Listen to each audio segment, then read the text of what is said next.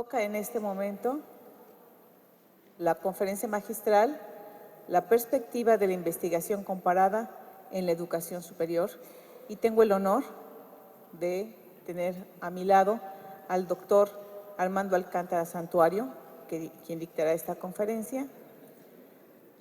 Voy a dar una breve semblanza del doctor. Entiendo que el currículum es vasto, es amplio, y yo me permití hacer esta semblanza breve para que él tenga el mayor tiempo posible para su presentación. Es licenciado en Psicología por la UNAM, maestro en Educación por la Universidad de Stanford y doctor en Educación por la Universidad de California, Los Ángeles. Es investigador titular C en el Instituto de Investigaciones sobre la Universidad y la Educación, el ISUE, y es investigador SNI Nacional Nivel 1.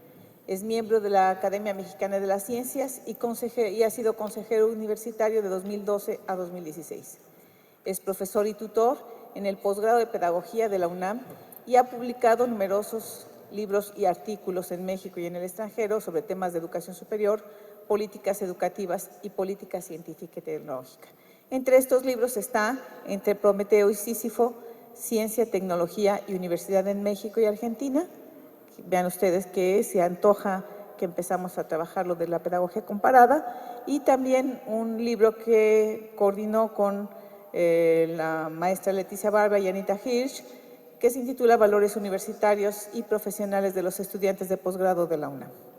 Ha impartido cursos y conferencias en varias universidades de México y de otros países y ha presentado ponencias en reuniones científicas en el país y fuera de él. Es miembro de distintos comités editoriales de revistas especializadas en educación y ha sido integrante del Seminario de Educación Superior.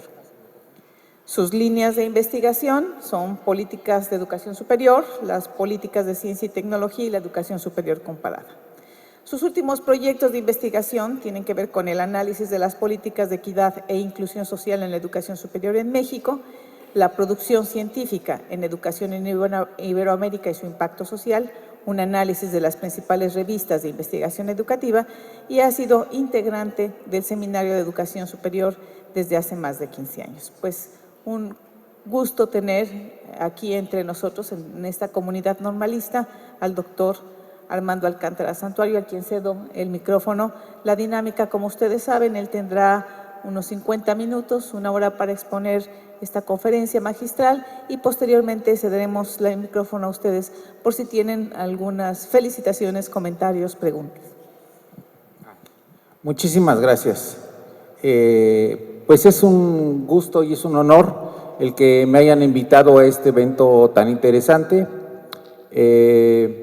Pues creo, como todos, que en este momento la educación normal pues está jugando un papel importante, aparte del que siempre ha jugado, pues desde, como ustedes saben mejor que yo, la historia del normalismo en México pues tiene una trayectoria muy larga, y pues en estos momentos en que se está discutiendo la nueva ley, los cambios a la reforma educativa, pues creo que el proceso es muy importante, y esto creo que es una muestra muy relevante de un aspecto que pues tiene que ver mucho con el aspecto social de la profesión, ¿no? El cómo fortalecer la investigación en las escuelas normales. Y en este sentido, pues quisiera yo felicitar a Abraham y a todos los organizadores de este evento, pues su entusiasmo de estar ya ahora en la tercera edición de este Congreso Nacional, que pues es un hito muy importante en la historia de la investigación, podemos decirlo, de la investigación educativa en México, ¿no?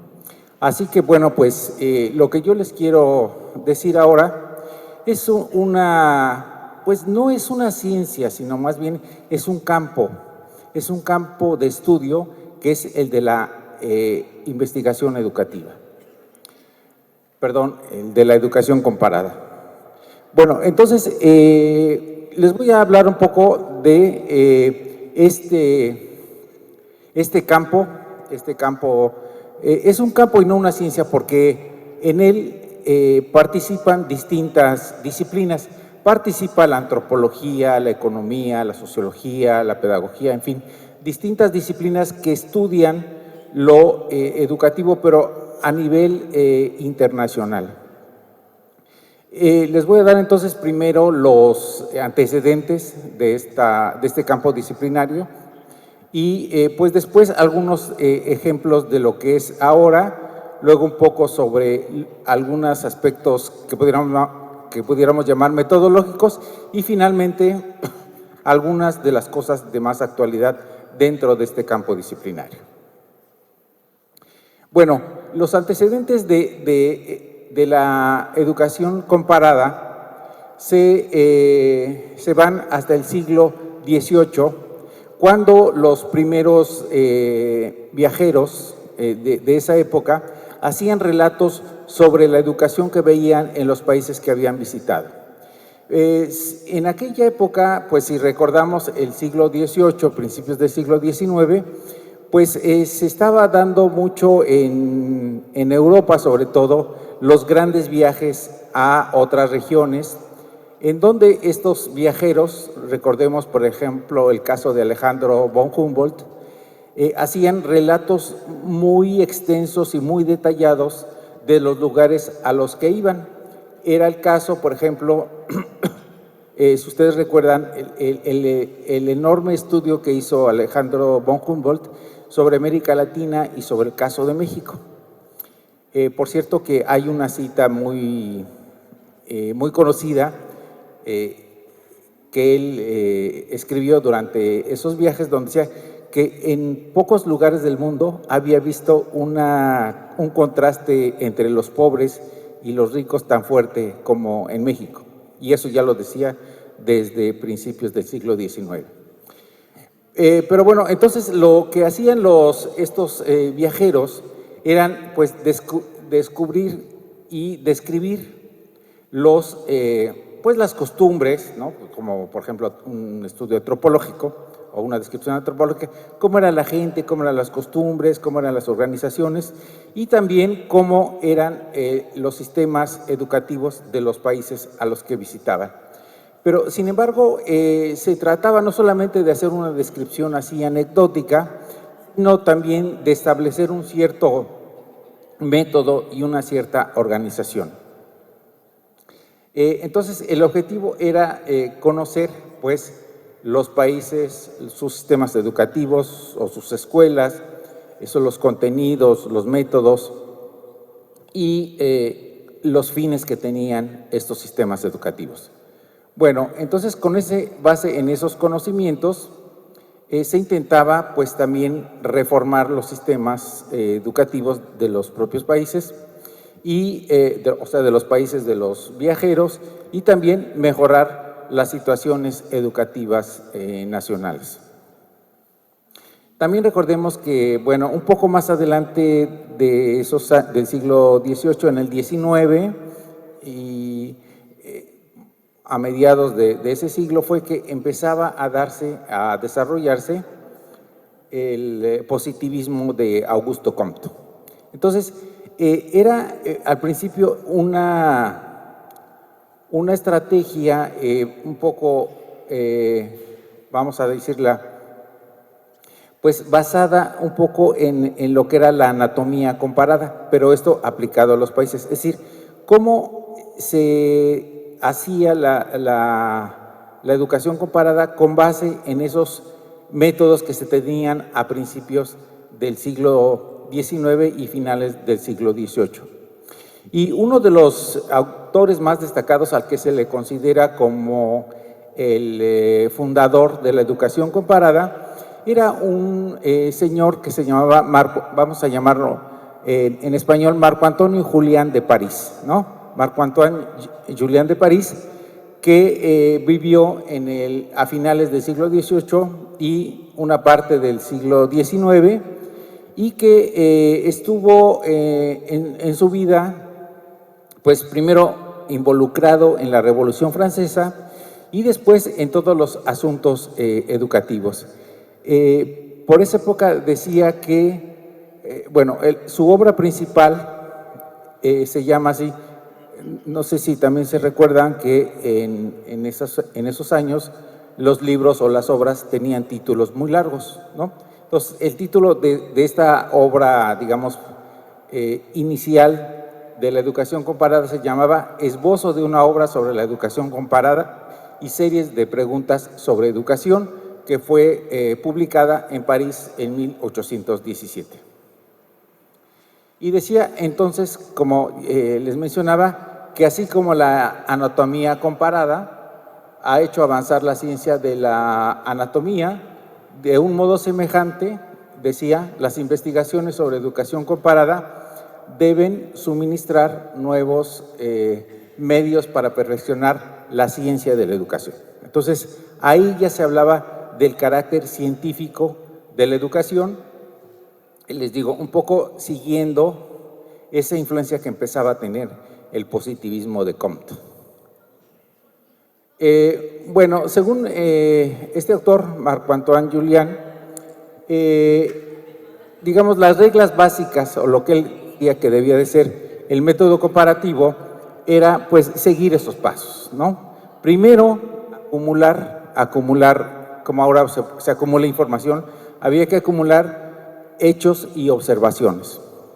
Después, ordenarlos en cuadros analíticos, o sea, para estar comparando características, cuadros analíticos que permitan vincularlos y compararlos. Entonces, ver cuáles eran las semejanzas, cuáles eran las diferencias, si había relaciones entre estos hechos y estas observaciones, y bueno, ir haciendo un análisis después para deducir en cuadros analíticos más desarrollados los principios y las normas que iban encontrando o que iban proponiendo. Y finalmente con ello se haría de la educación una ciencia positiva, ¿no? Acuérdense de lo que decimos de Augusto Comte, que él trataba de que todas las ciencias fueran positivas. Después también hizo en su obra, que les mencioné al principio, una primera investigación de campo. Y entonces lo que él estudió fue el panorama de Suiza. Y decía que Suiza era un caso interesante. Les digo, no olvidemos, estamos en el siglo, fines del 18 y principios del 19 en Europa, y entonces él tomó como estudio de caso a Suiza, porque decía que era interesante por ser una región que tenía una variedad lingüística. Se hablaba en ese tiempo pues el alemán, el francés y el italiano en ese país. También tenía distintas religiones, tenía un grupo, una parte de la población que era católica, otra parte que era protestante, y también tenía distintas organizaciones políticas y gobiernos de acuerdo a lo que entonces eran como les llamaban ahí, cantones, que eran como barrios o pequeños poblados, y cómo estaban organizados. Algunos de esos barrios o de estas pequeñas poblaciones eran más liberales, otras más conservadoras, y entonces todo eso él lo iba describiendo como su estudio de caso para hacer un estudio desde el punto de vista de la educación comparada. Y también pues veía que había en este caso pues una diversidad de sistemas educativos. Como les decía, algunos eran más antiguos, otros trataban de ser más modernos, otros dirigidos por seglares o gente que no era religiosa, y por órdenes religiosas por otro lado. Y también pues hacía múltiples observaciones siguiendo la influencia también de las regiones climáticas, ¿no? Porque imagínense en no ese tiempo, sigue siendo pues Suiza un país de una geografía diferente, tiene regiones montañosas, tiene ciudades, tiene pequeños poblados, en fin, todo eso él lo iba describiendo y haciéndolo de una manera sistemática y sobre todo, bueno, centrado en lo que él le llamaba más la atención, que era el aspecto educativo. Bueno, después vamos a dar un salto para llegar hasta la educación comparada en los siglos XX y en la actualidad. En el siglo XX, la educación comparada empezó a tomar más fuerza y más presencia a partir de lo que fue después de la Segunda Guerra Mundial, ¿no? Lo que se conoce como la posguerra. Y ahí fue que empezó a tenerse la atención a el estudio de los sistemas educativos de los distintos países, porque fue cuando se crearon muchos de los organismos que están ahora especializados, sobre todo los que pertenecen al sistema de las Naciones Unidas, ¿no? Como ustedes saben, las Naciones Unidas se crearon por allá de 1945, al término de la Segunda Guerra Mundial, y la Organización de las Naciones Unidas pues creó también organismos especializados. En el caso de la educación pues tenemos básicamente dos, que son la UNESCO, la Organización de las Naciones Unidas para la Educación, la Ciencia y la Cultura, y también tenemos el UNICEF, ¿no? Que es el Fondo para la Educación de la Infancia. Y pues ahí se empezó también a agrupar, a asociarse los países en estas organizaciones, ¿no? Actualmente, bueno, pues la mayor parte de los países pertenecen primero a las Naciones Unidas y después a la UNESCO. Entonces, de tal manera que se empezó ahí a tener un campo más propicio y a desarrollarse los estudios de carácter internacional y comparado. Entonces, en ese momento, pues, fue que la educación comparada empezó a tener más proyección, más presencia. Posteriormente, también por ahí de los años 60, 70, se empezó a dar en el mundo una serie de procesos y de movimientos de liberación de lo que antes habían sido colonias de los países europeos, especialmente en África y un poco menos en Asia, pero también ahí. Y esto hizo que también se tratara de analizar bien los sistemas educativos de esas antiguas colonias y también esta comparación con lo que ellos tenían, porque en muchos países de esos que se liberaban, pues tenían que empezar en algunos casos a construir o a reconstruir sus sistemas educativos, porque durante muchos años, bueno, los años de la colonia, pues habían seguido los sistemas de los países, sobre todo de los europeos, ¿no? De Inglaterra, de Francia, sobre todo, y pues cuando estos países declaraban su liberación de las potencias, pues les digo, algunos tenían que construir nuevos sistemas y otros tenían que ver que cuando se iban los sistemas o cuando querían abandonar los sistemas de los países europeos, casi que se quedaban sin nada, ¿no?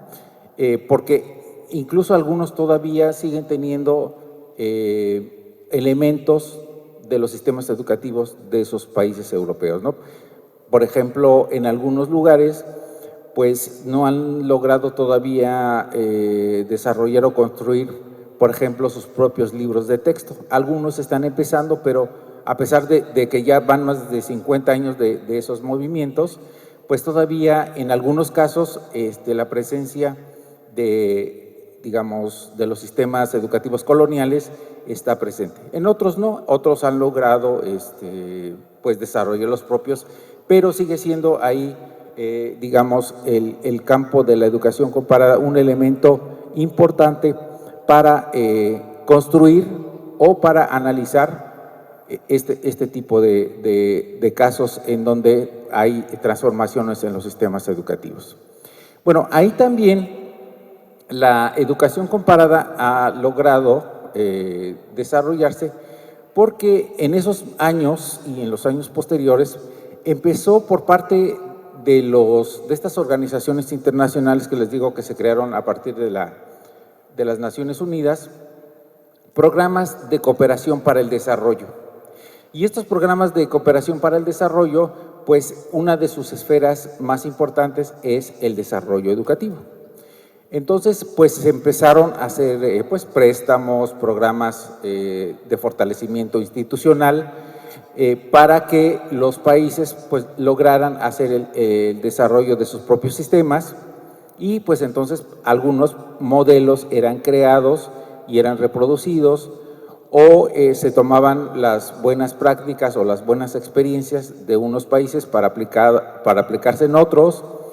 En casos diversos, pues las agencias internacionales, por ejemplo, el Banco Mundial, pues hacían o proponían a los países el desarrollo de proyectos educativos, a veces con elaboración externa, pero a veces también con elaboración interna. Y entonces todo esto hacía que pues empezara a haber una difusión del conocimiento de distintos países, de distintos programas, de distintos aspectos que tenían que ver con la aplicación en varios países. Y esto también se acentuó todavía más cuando, pues ya a partir de los 80, de los años 80 del siglo XX,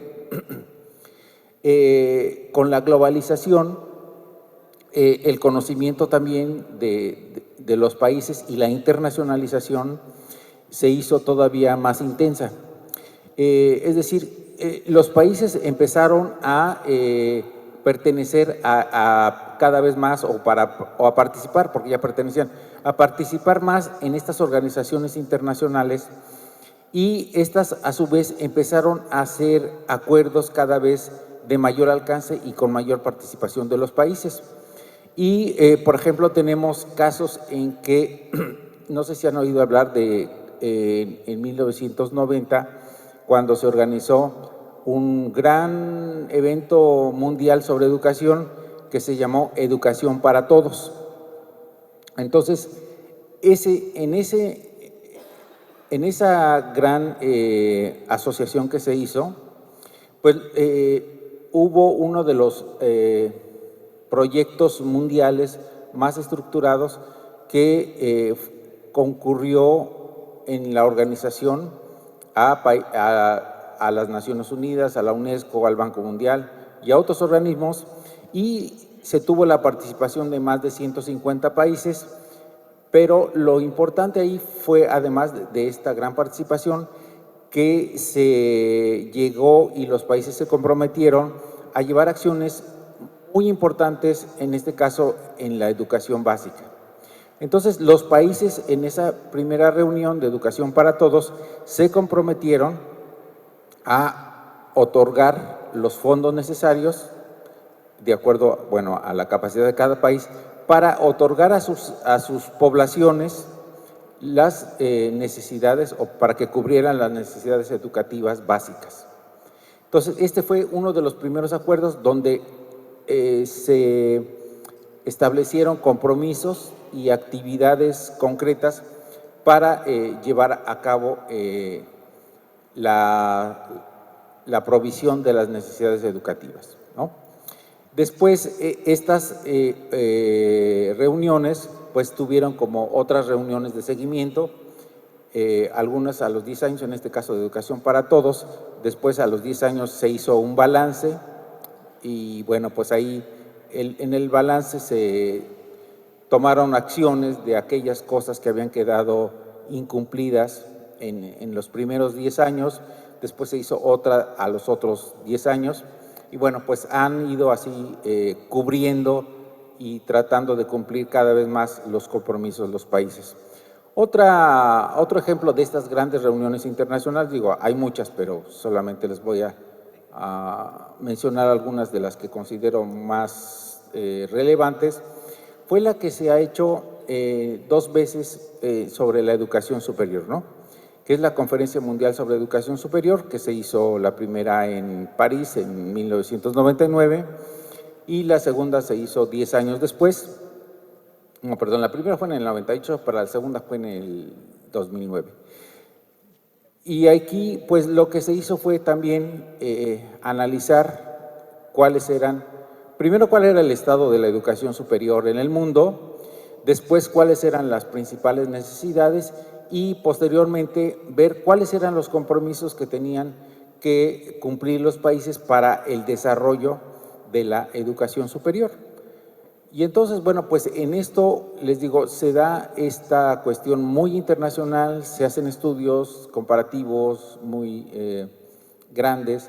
Y otro aspecto que también vemos que es propio de la educación superior, en el caso de la educación superior, pero más, digamos, con una perspectiva comparada, son dos aspectos. Uno es el de los rankings o las clasificaciones, por ejemplo, a partir del año 2000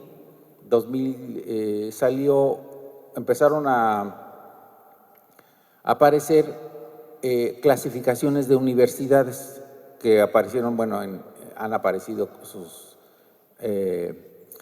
resultados pues en los medios de difusión, diciendo, bueno, ahora en este año cuál es la mejor universidad del mundo, las universidades latinoamericanas en qué lugar están, en fin, esos son ejercicios que se hacen de comparación, pero en este caso los rankings se elaboran a partir de una serie de criterios y de aspectos que se ponen en común para decir, bueno, este país cumple estos aspectos mejor que otros y entonces los ponemos en tal o cual lugar. Entonces, en esto, pues los países están interesados en mejorar su lugar en la clasificación y bueno, claro que ahí pues el asunto de los criterios que se ponen, pues claro, como en toda clasificación son de alguna manera arbitrarios porque, digamos, uno de los rankings o de las clasificaciones más famosas, que es de una universidad de China, el principal criterio es la productividad en investigación. Entonces, ahí hay como una especie de un modelo ideal a seguir y que se supone que los países están interesados en seguir, que es el de la universidad de investigación. Claro que la universidad de investigación, pues como vemos, está muy sesgada hacia los países más desarrollados, porque las universidades que aparecen ahí en los primeros lugares son aquellas que tienen más tradición en investigación, que tienen mucho dinero, muchos fondos, mucho financiamiento para hacer proyectos y los grandes proyectos de investigación, de tal manera que si uno se fija a lo largo de los años que lleva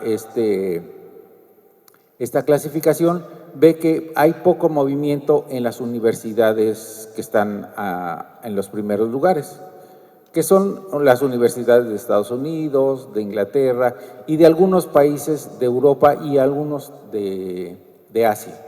Las universidades latinoamericanas casi pues quedan en lugares muy, muy alejados de los primeros, ¿no? Y otra clasificación que también se da, aunque con criterios diferentes, es la que conocemos también como la prueba PISA, ¿no? Esta prueba que evalúa los conocimientos de los estudiantes, en este caso estudiantes de 15 años, que son más o menos los egresados de secundaria, de 15 a 18, no, perdón, a los 15 años, porque no hace más, trata más bien de estudiar a estos jóvenes, a los que son de 15 años, los egresados de secundaria, para ver cómo manejan los conocimientos que tienen en ciencias, en lenguaje y en matemáticas. Entonces, esta prueba que la elabora un centro de investigación especializado de la Organización para la Cooperación y el Desarrollo Económico, la OCDE, se da cada 3 años y en cada uno de los años se privilegia un aspecto. Un año se privilegia las matemáticas, otro año las ciencias y otro año el lenguaje. Y entonces hay un puntaje que obtienen los países, porque además son pruebas que se aplican a muchos jóvenes, son muestras muy grandes de, pues no sé, de varios miles de estudiantes. y entonces después, ya que se hace la prueba, ya que se entrega los países los resultados, se hace una clasificación de acuerdo a esos puntajes, ¿no? Y también hemos visto cómo en los últimos años los países que destacan en esa clasificación de la prueba PISA, pues son países emergentes, de los que antes ni siquiera se oía hablar, que son algunos de los países asiáticos, ¿no? Corea, Taiwán, Singapur, esos países que son emergentes y que, bueno, obtienen estos lugares preponderantes. Hubo una época que también, por ejemplo, fue muy conocido en México el caso de Finlandia, ¿no? Que también tuvo un lugar muy destacado, sobre todo en la lectura. Y estos, bueno, son ejercicios que nos muestran un panorama internacional de lo que es el desarrollo educativo, ¿no?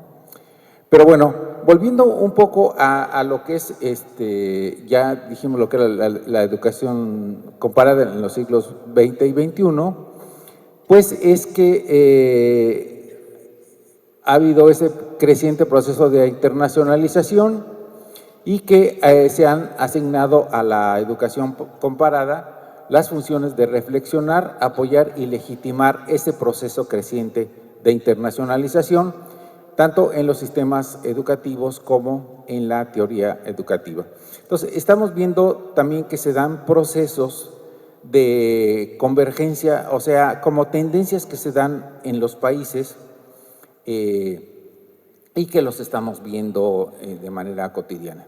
Por ejemplo, hay aspectos curriculares que van permeando a la comunidad internacional de países y tenemos así, por ejemplo, que los sistemas educativos en su estructura e incluso a veces en su contenido se van pareciendo cada vez más. Si uno ve la estructura de los sistemas educativos de distintos países, va a ver que hay muchas semejanzas, por ejemplo, en cómo están estructurados de acuerdo a ciclos, ¿no? Los de la educación inicial, los de la educación básica, secundaria, media superior y superior, y vamos viendo que tienen una estructura más o menos semejante, ¿no? Claro, hay algunas variaciones, pero incluso hasta en los contenidos estas tienen aspectos muy semejantes, muy parecidos, ¿no? Que hay ciertos contenidos que se deben de dar como obligatorios, otros como optativos, algunos aspectos de las ciencias, de las matemáticas, etcétera, que van siendo muy semejantes en los distintos países. Uno de los casos que vemos donde hay una mayor semejanza ha sido en el caso de Europa, con el Acuerdo de Bolonia, donde se firmó una serie de acuerdos, valga la redundancia, para que los sistemas universitarios o de educación superior de los países de la Unión Europea pudieran tener un cierto número de semejanzas para que pudiera haber una movilidad muy intensa entre esos países. De tal manera que la estructura de los sistemas de educación superior era muy semejante, de hecho casi igual. ¿Y esto para qué? Para que pudiera permitir el paso o la movilidad de los estudiantes de los países signatarios y que este movimiento significara también que los estudios que realizaran en esos países distintos a los suyos pudieran tener un reconocimiento y una validez como si hubieran estado en sus propias instituciones. Y esto lo hicieron a través del establecimiento de algo que se llamó un sistema de créditos. Bueno, créditos no en el sentido monetario, ¿no? Sino créditos académicos. Es decir, que se tuvo las mismas equivalencias para las distintas asignaturas de los programas educativos. En este caso estamos hablando de la educación superior. De tal manera que, por ejemplo, una materia teórica, vamos a decir un ejemplo, valiera 4 créditos en cualquiera de las instituciones de educación superior de todos esos países. Otra, por ejemplo, teórico-práctica que valiera 6 créditos, otra que valiera 8, los que fueran, pero que entonces valiera lo mismo en todas las instituciones de esos países para que los estudiantes lo pudieran tomar en una o en otra, como quisieran. Esto obviamente le ha dado a los países de la Unión Europea, a las universidades y a las instituciones de educación superior, una movilidad como en ninguna otra parte del mundo.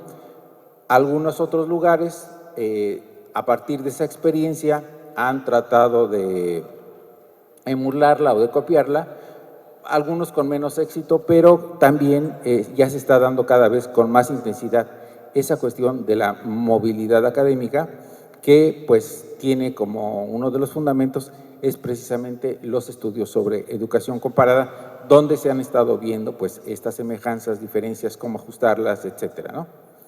Bueno, pasemos a la siguiente.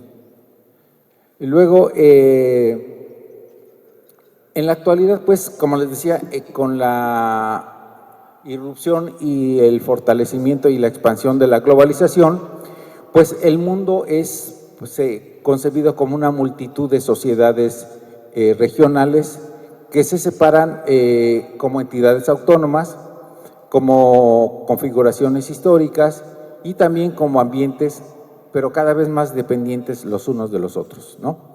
Esa es una de las características de la globalización, una mayor interdependencia entre los países, pues ya la vemos en el comercio, en las comunicaciones, pero también ahora en los sistemas educativos, ¿no? Cada vez hay mayor comunicación entre los sistemas, cada vez hay estudiantes, profesores que pasan de una universidad a otra, que hay proyectos comunes entre las universidades, en fin, que cada vez es mayor el intercambio entre las instituciones de todos los niveles, ¿no? Digo, en el caso de la educación superior se ve un poco más claro, pero en los otros niveles también se da un intenso intercambio en los años actuales.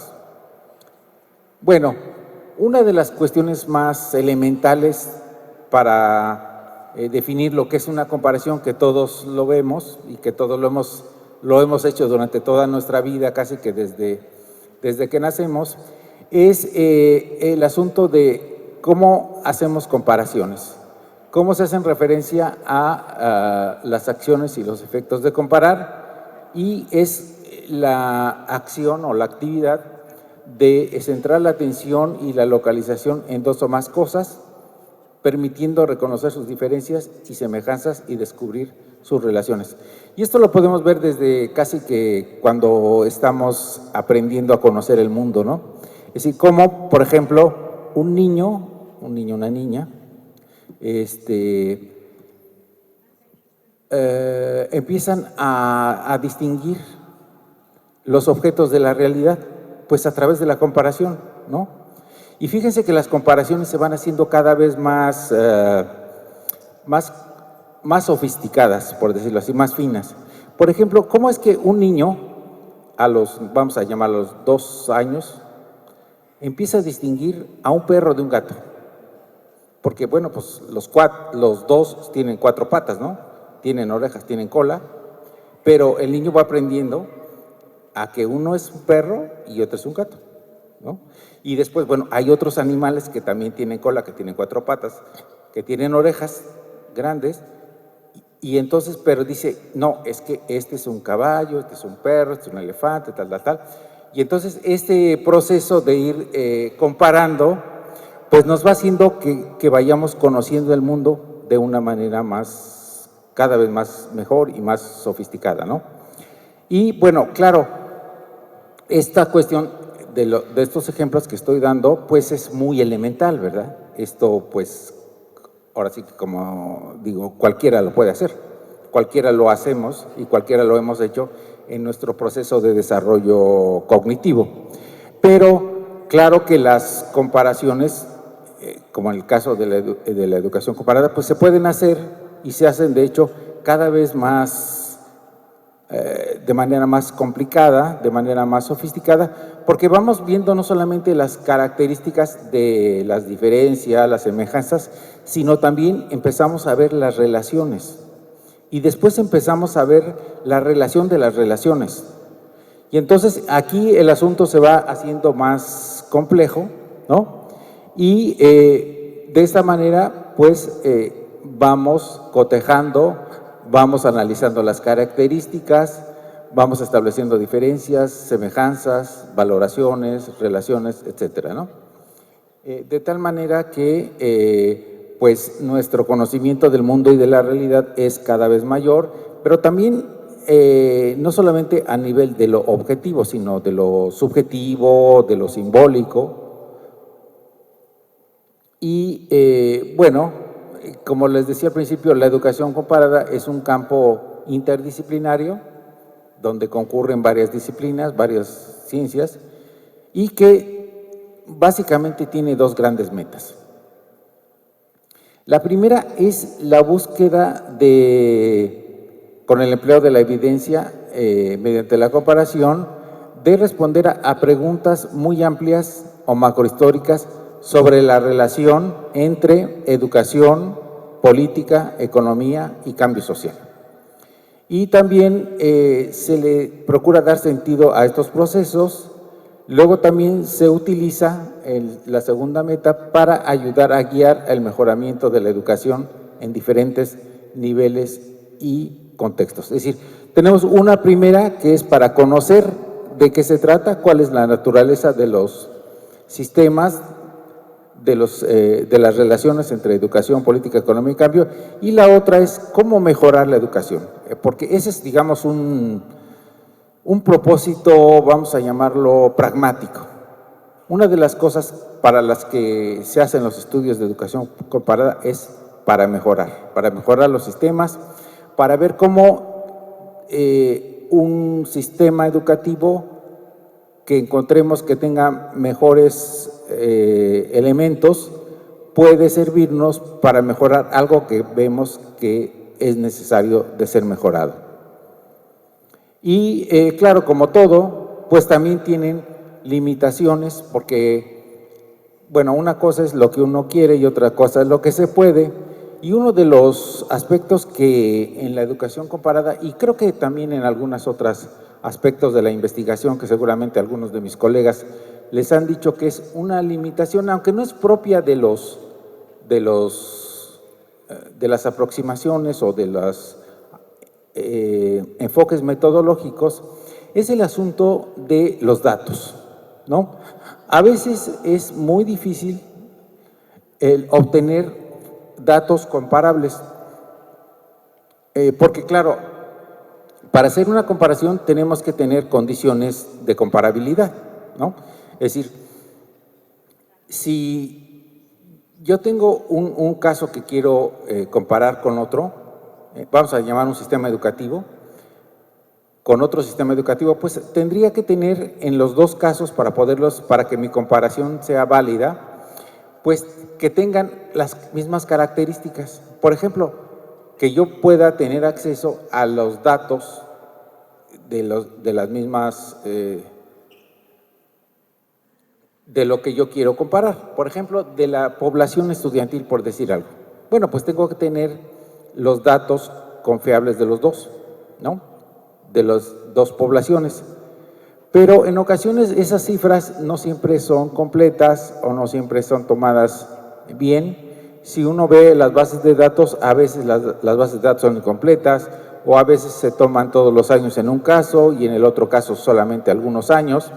Entonces, ese tipo de cuestiones en los datos nos hace que tengamos limitaciones para que nuestros estudios comparados sean realmente válidos y sean confiables. Y luego también a veces hay falta de consensos en el aspecto conceptual. A veces en algunos casos no es fácil o no siempre se quiere decir lo mismo cuando se habla incluso de una misma palabra. Por ejemplo, Si nosotros quisiéramos estudiar lo que se llama la acción afirmativa, es decir, la presencia en los niveles educativos superiores de grupos que antes no habían estado representados, grupos sociales que antes no habían estado representados, y quisiéramos utilizar una palabra que en los casos significa cosas diferentes. Por ejemplo, en el caso de Brasil y México, en este asunto de la acción afirmativa, en Brasil se utiliza la palabra cuotas, ¿no? Es decir, qué porcentaje de los, por ejemplo, de los indígenas, de las poblaciones negras, pueden acceder a ciertas carreras de las universidades. Y para nosotros cuotas, por lo regular, es otra cosa, ¿verdad? O sea, para nosotros cuota es cuando hay que pagar algo. Entonces, hace poquito, hace pues, unos años, 2 o 3 años, estaba yo paseando así por la universidad, bueno, por fuera de la universidad, con un colega brasileño, y entonces él vio que había un espectacular, creo que había una campaña política, que decía no a las cuotas. Y entonces él me dice, oye, los mexicanos están en contra de la integración de las poblaciones desfavorecidas a la educación. Le dije, no, lo que pasa es que para nosotros cuotas es diferente a lo que para ustedes es la palabra esa, ¿no? O sea, para nosotros significa el dinero, ¿no? Pagar por un servicio educativo, y para ustedes cuotas es el porcentaje de las poblaciones que quieren ir o que quieren participar o que quieren ingresar a las instituciones de educación superior. Digo, por decir un ejemplo. Pero eso también, les digo, es importante. Por un lado, entonces, están los datos que a veces no son incompletos o no son confiables, y por el otro lado es los conceptos, ¿no? Los conceptos que a veces no quieren decir lo mismo en los distintos países. Bueno, también esto hace que en muchos casos se tenga que tener mucho cuidado y mucha claridad sobre la contextualización de cada uno de los casos, ¿no? Y es una de las críticas que se hacen, por ejemplo, a los resultados que se encuentran en las pruebas PISA. A veces se dice que las puntuaciones que obtienen ciertos países están un poco sesgadas porque las preguntas de la prueba como que hacen más claro o los estudiantes están más familiarizados con el contexto en el que se hacen las preguntas, y en otros casos algunos chicos de los países no están tan familiarizados con lo que se quiere decir en las pruebas, porque esto es fácilmente imaginable. Claro que la prueba PISA pues es elaborada con mucho cuidado, pero imagínense que ahorita participan como 60 o 70 países en las pruebas PISA y estos países son diferentes. Entonces, ¿cómo asegurarse de que las preguntas que tiene la prueba pues realmente sean entendibles para los jóvenes turcos, que para los chinos, que para los chilenos, que para los mexicanos, que para los australianos, etcétera, para todo ese conjunto de los más de 50 países que participan, y que realmente se asegure que están entendiendo lo mismo, ¿no? Y eso, bueno, pues es una cosa que se ha ido pues haciendo poco a poco, pero que sigue siendo todavía una materia de debate. Es decir, si realmente todos los estudiantes que contestan la prueba pues están o tienen el mismo contexto para entender realmente lo que la pregunta está indicándoles que tienen que responder, ¿no? Porque el asunto ahí es, no es de que los estudiantes memoricen o cómo memorizan los conceptos aprendidos en la secundaria, sino cómo utilizan esa información para resolver problemas prácticos. Entonces, ahí está un poco el debate, aunque pues les digo, se supone una prueba que está muy, muy bien elaborada, sin embargo, todavía hay algunas limitaciones en ese sentido. Bueno, vamos al otro. ¿Cómo voy de tiempo, maestra? ¿Ya me pasé? ¿Me falta? Todavía tengo un cuarto. Muy bien, gracias. Bueno, entonces hay digamos, no hay una metodología específica para hacer los estudios comparados, porque pues esto tiene mucho que ver con el tipo de problema que va uno a estudiar, con pues las poblaciones que va uno a examinar, etcétera. Pero hay algunas como pasos, digamos, algunos más o menos lógicos para llevar a cabo un estudio comparado. Entonces, en este caso es una propuesta metodológica para realizar una investigación comparada de tipo institucional, que bueno, también tiene que ver con el análisis institucional y podría acercarse un poco también al análisis de política, pero bueno, más centrado en las instituciones, en una comparación institucional. Y primero, bueno, digo, algunos son muy lógicos, pero no por ello dejan de ser básicos y necesarios. Primero es determinar a qué se le va a hacer la comparación, es decir, determinar cuáles son nuestras unidades de análisis, ¿no? Definir quiénes van a ser los usuarios, cuáles van a ser las necesidades de información, qué tipo de fuentes se van a necesitar, cuáles son los factores críticos para las instituciones y contar, pues, ante todo, con un diagnóstico del proceso de evaluación. Ahora, estos diagnósticos es importante porque también tiene que tener una equivalencia, es decir, tratar de que sean los dos lo más completos posibles y que pues se contengan los mismos criterios o lo más semejante que sea posible, porque si no, pues la comparación no tendría mucho sentido, estaría sesgada para un lado o sería incompleta o no tendría validez. Luego también, pues obviamente lo que pasa en todo proceso de investigación, formar un equipo, algunas veces se utilizan especialistas internos, otras veces externos, luego también definir las funciones y responsabilidades, algunas veces se necesitarán capacitación para, por ejemplo, no sé, algunas cosas de computación, para manejo de bases de datos, para tener criterios de búsquedas bibliográficas, en fin, ¿no? Y obviamente pues una calendarización porque siempre hay fechas fatales. Luego también identificar a los socios con quienes se va a trabajar, quiénes van a ser los de un equipo, los del otro equipo, en fin. Si se van a ver, uy, ya se pasó, ya se apagó, pero bueno, no importa.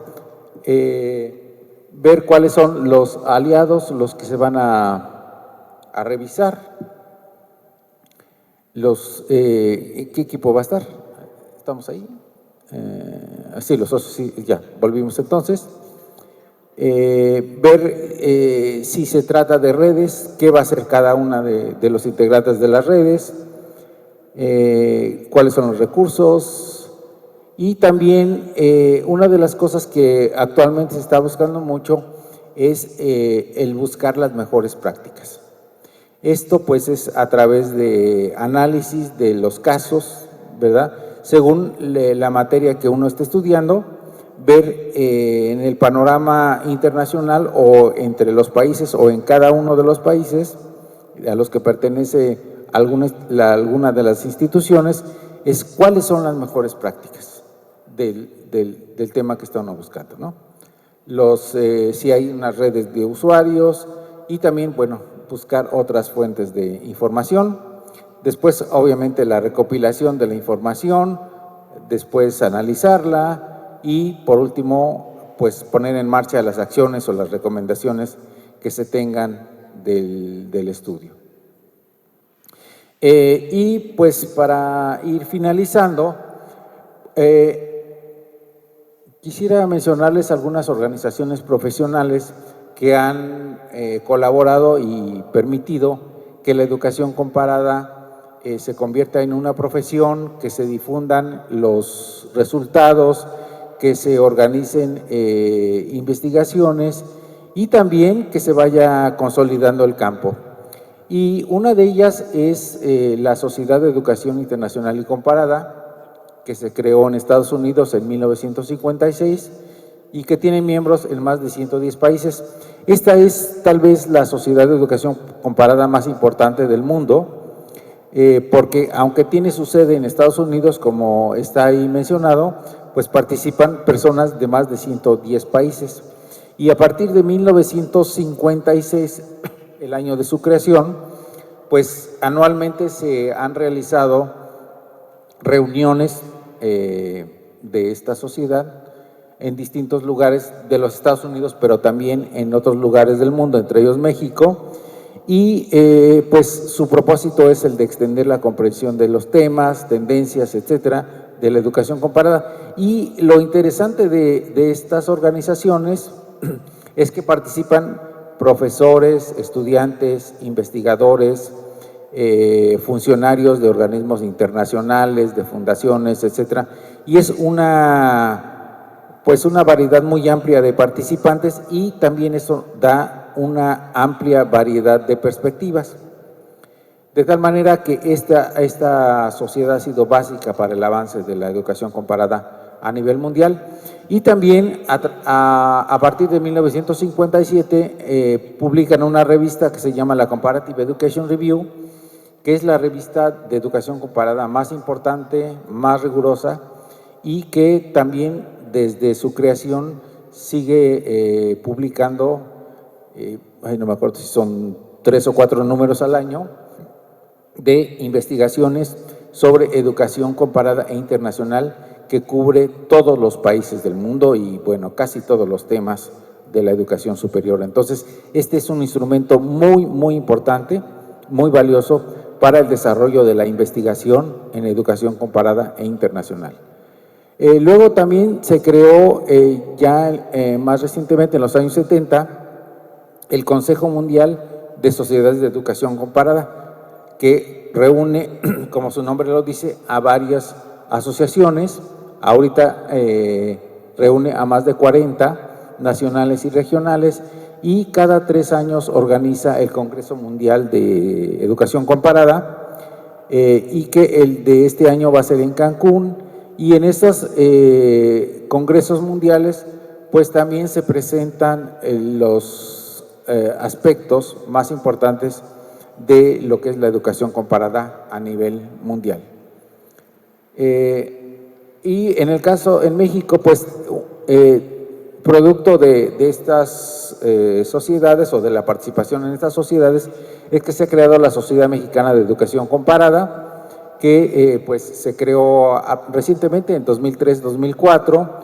Es una sociedad todavía pequeña, pero que también pertenece al Consejo Mundial de Sociedades de Educación Comparada y que también ha participado en la creación de la Sociedad Iberoamericana de Educación Comparada, que está, bueno, también en asociación con otras sociedades, y también en algunos países de América Latina y de España se han creado algunas revistas, revistas que difunden el conocimiento o lo que se produce en materia de educación comparada en esta región.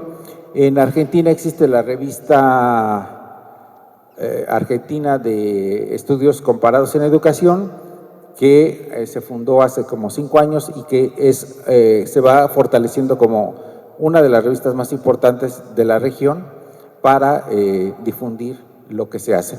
Y la más antigua de habla hispana, y que es una de las revistas más consolidadas, bueno, no es una revista, es la revista más consolidada de habla hispana en materia de educación comparada, es la Revista Española de Educación Comparada, que pues está en algunos de los índices internacionales de revistas científicas. Y bueno, pues este fue el panorama. Espero les haya parecido interesante y si tienen algunas preguntas, con mucho gusto. Gracias por su atención.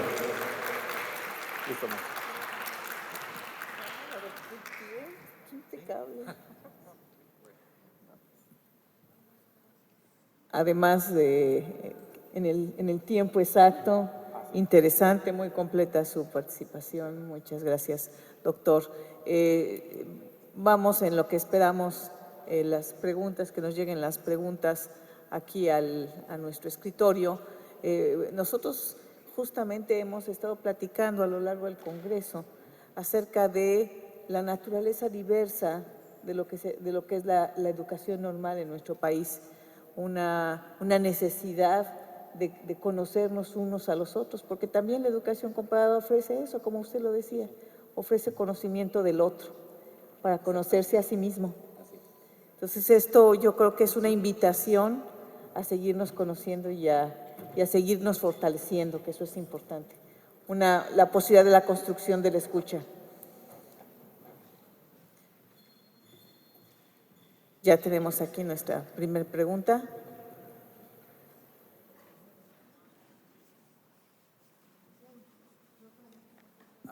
A ver, aquí hay una pregunta que dice, ¿cómo se conceptualiza la traducción en el campo de la educación comparada? La verdad no entiendo, pero bueno, creo que la cuestión de la traducción es algo muy importante. De hecho, se está haciendo una experiencia muy interesante, porque el Consejo Mundial de Sociedades de Educación Comparada, que mencioné ahí al final de mi exposición, acaba de crear pues un sitio, una página web, y acaba también bueno, en ese sitio, en esa página web, están una serie de mensajes en 6 idiomas. Están utilizando los idiomas oficiales de la ONU, de la Organización de las Naciones Unidas, que son, bueno, a lo mejor me equivoco, pero a ver si me acuerdo de los 6, que es el inglés, francés, español, ruso, chino y no sé si portugués. Pero bueno, entonces está tratando de hacer bueno, ese sitio que tenga la información en los 6 idiomas. Y acaban también de crear una revista, la revista internacional o mundial de educación comparada, que también están poniendo los artículos, llevan el segundo número ahora, en los 6 idiomas de las Naciones Unidas. Entonces es interesante porque esto, claro, que le da una difusión pues muy importante para conocer para conocer y que se conozca lo que se hace en los distintos pues países o con los distintos idiomas, o al menos con estos 6 idiomas que se supone que son los que más se hablan en el mundo, ¿no?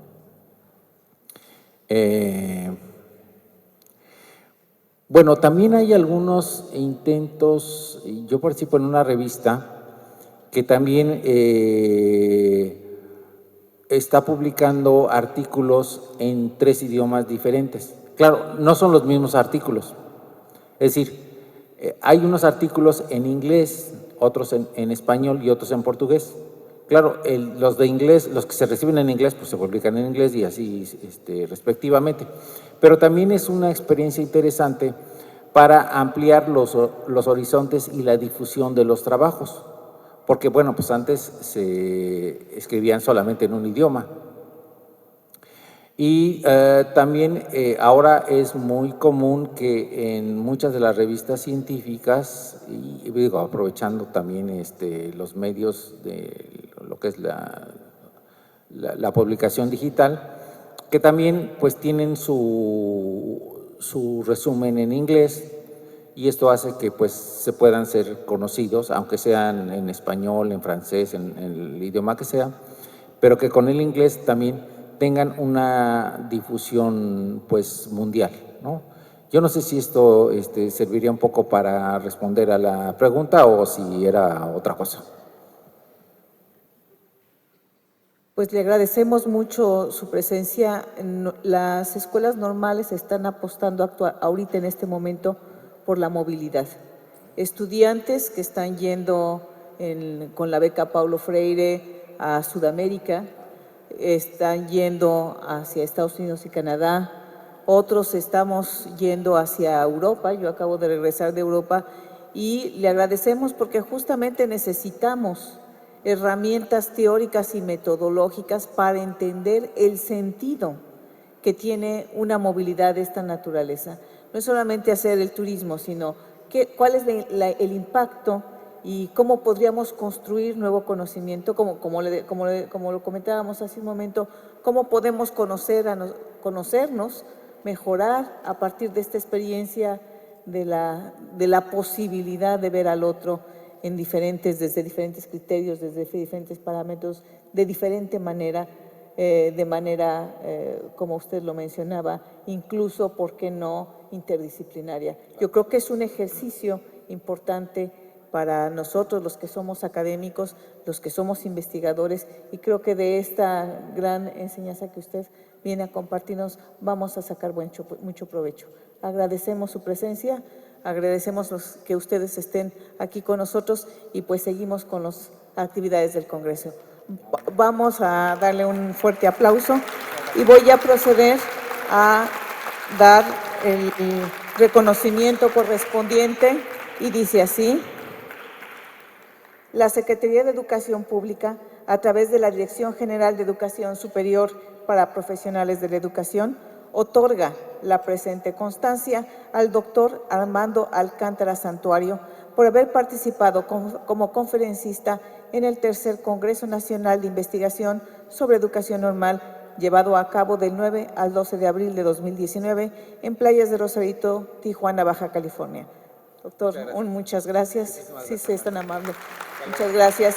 Y un presente de parte del comité organizador, de nuestros anfitriones. Felicidades, doctor. Muchas gracias.